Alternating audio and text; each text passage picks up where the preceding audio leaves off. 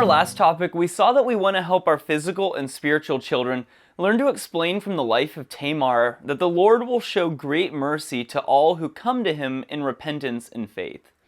In this topic, we'll see that Joseph shows us what it means to flee from temptation. In Genesis 39, 1-6, we read, "Now Joseph had been taken down to Egypt, and Potiphar, an officer of Pharaoh, captain of the guard, an Egyptian, bought him from the Ishmaelites who had taken him down there. The Lord was with Joseph, and he was a successful man. He was in the house of his master the Egyptian, and his master saw that the Lord was with him, and that the Lord made all he did to prosper in his hand. So Joseph found favor in his sight and served him. Then he made him overseer of his house, and all that he had he put under his authority. So it was from the time that he had made him overseer of his house, and all that he had, that the Lord blessed the Egyptian's house for Joseph's sake. And the blessing of the Lord was on all that he had in the house and in the field. Thus he left all that he had in Joseph's hand, and he did not know what he had except for the bread which he ate. Now Joseph was handsome in form and appearance." The Ishmaelites did not keep Joseph as their slave. Instead, they sold him to Potiphar when they got to Egypt. As a result, Joseph became a slave in Egypt at the age of 17. Potiphar was an Egyptian and an officer of Pharaoh. He was the captain of the guard of Pharaoh, so he had a very influential position. Although Joseph was just a young slave, we see that the Lord was with him and caused his life to be successful. The Lord had also placed him in the household of Potiphar, the Egyptian. The master saw the way the Lord was with him. In fact, the Lord caused everything Joseph did to be blessed. This caused Joseph to find favor in the sight of his master. Potiphar made Joseph the overseer of his house and placed everything he had under the authority of Joseph. Even though Joseph was a very young man, the Lord was working in and through his life. Joseph was faithful to the Lord, and he was also faithful to his master. After Potiphar placed Joseph over everything in his house, the Lord also blessed Potiphar for the sake of Joseph. In fact, this blessing extended to everything that Potiphar had, both in the house and in the field. This makes it clear that the Lord may choose to bless people who have not repented of their sin of unbelief, but have shown kindness and trust to those who are followers of the Lord. Potiphar had such a trust in Joseph that he gave Joseph total responsibility for the care of everything that belonged to him. He ate the food that Joseph made certain was there every day. But other than his daily food, Joseph was in charge of everything that belonged to Potiphar. We also see that Joseph was handsome in form and appearance. The word translated handsome is translated beautiful when it talks of Rachel in Genesis 29:17. The verse says, "Leah's eyes were delicate, but Rachel was beautiful in form and appearance." This shows that Joseph was a very handsome young man. Together, these verses show us that Joseph probably gained all of the beauty that his mother had when Jacob first met his mother. The fact that he was a slave just meant he was a very handsome slave. Genesis 39:7-9 says, "And it came to pass after these things that his master's wife cast longing eyes on Joseph. And she said, 'Lie with me.' But he refused and said to his master's wife, 'Look, my master does not know what is with me in the house, and he has committed all that he has to my hand. There is no one greater in this house than I, nor has he kept back anything from me but you, because you are his wife. How then can I do this great wickedness and sin against God?'" In these verses, we see that the wife of Potiphar became interested in an adulterous relationship with Joseph. At first, she just looked at him. However, the day came when she asked Joseph to begin a relationship with her. This meant that Joseph now had to deal with sexual temptation. In a previous topic, we saw that his older brother Judah became guilty of sexual sin. In contrast, we see that Joseph made a very different choice. We see how Joseph answered the wife of his master and the first time she tried to seduce him. First, Joseph talked about the trust that her husband had in him. He said that Potiphar had placed everything he owned under the supervision of Joseph. This trust was so great that Potiphar did not even know all he possessed. Joseph realized that his master trusted him more than any of his other slaves. And second, Joseph explained to the wife her position in the sight of her husband.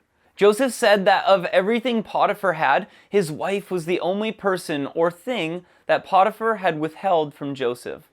Joseph reminded her that the reason he would not touch her was due to the fact that she was the wife of Potiphar. It would not be right for him to do anything with her. However, the third reason Joseph gave was the most important reason why Joseph would not lie with her.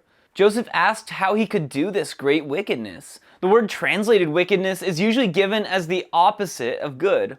It usually speaks of moral evil or ethical evil against other people or against God.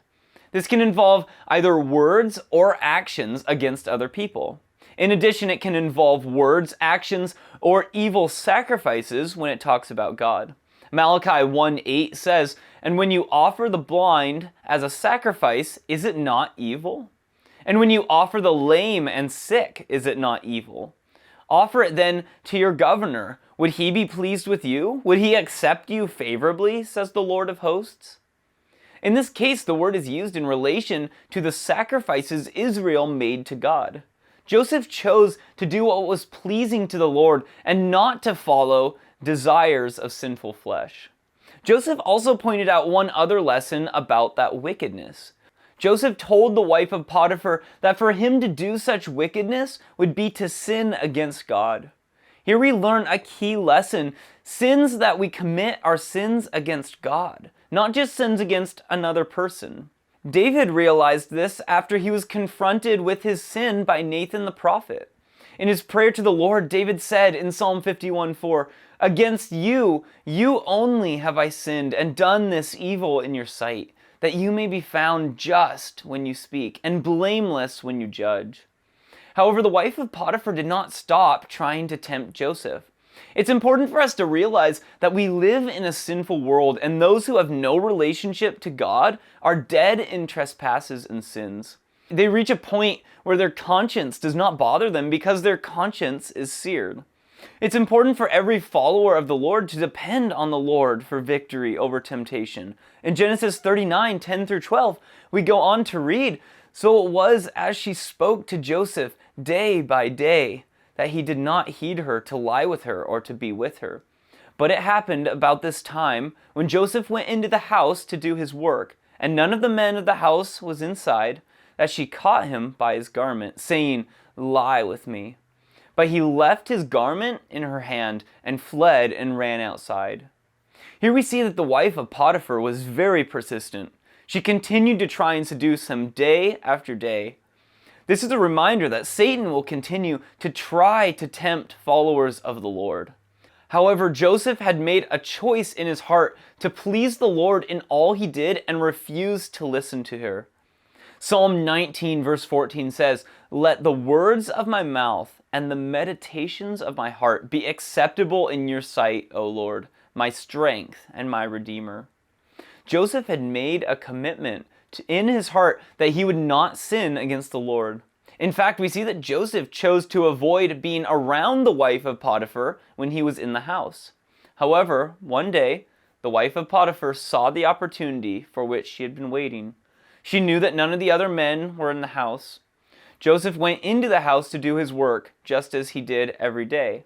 And this time, she did not come to him and try to seduce him. Instead, she tried a different approach while he was busy working.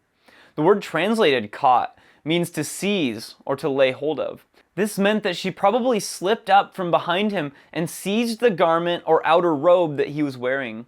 Then she demanded again, "Lie with me." She was very determined to get what she wanted. She had asked Joseph many times in the past and he had refused. However, this time she had a firm hold on his outer garment. She was either going to get what she wanted or she was going to get even with Joseph. Joseph had determined that he was going to please the Lord regardless of what happened. He immediately left her with his robe and outer garment and fled from her. He ran outside so that he was completely away from the house and the wife of Potiphar. In the New Testament, 1 Corinthians 10:12-13 says, "Therefore let him who thinks he stands take heed lest he fall. No temptation has overtaken you except such is common to man. But God is faithful, who will not allow you to be tempted beyond what you are able, but with the temptation will also make the way of escape, that you may be able to bear it. Then 2 Timothy 2:22 says, "Flee also from youthful lusts, but pursue righteousness, faith, love, peace with those who call on the Lord out of a pure heart." Joseph knew that the best way to escape temptation was to flee and escape out of that house. This is a very important example of what those verses teach. The choice Joseph made that day was due to the fact that his greatest desire was to please God. He took the way of escape that the Lord had provided for him. We want to help our physical and spiritual children learn to understand that Joseph provides an example for their own lives. We also want to help our children learn to explain to others the choice that Joseph made that day and why he made that choice, even though he would later be falsely accused for making the godly choice. The choice that Joseph made was a very important key to his preparation to be used greatly by the Lord. May the Lord richly bless you as you help your children learn to follow his example.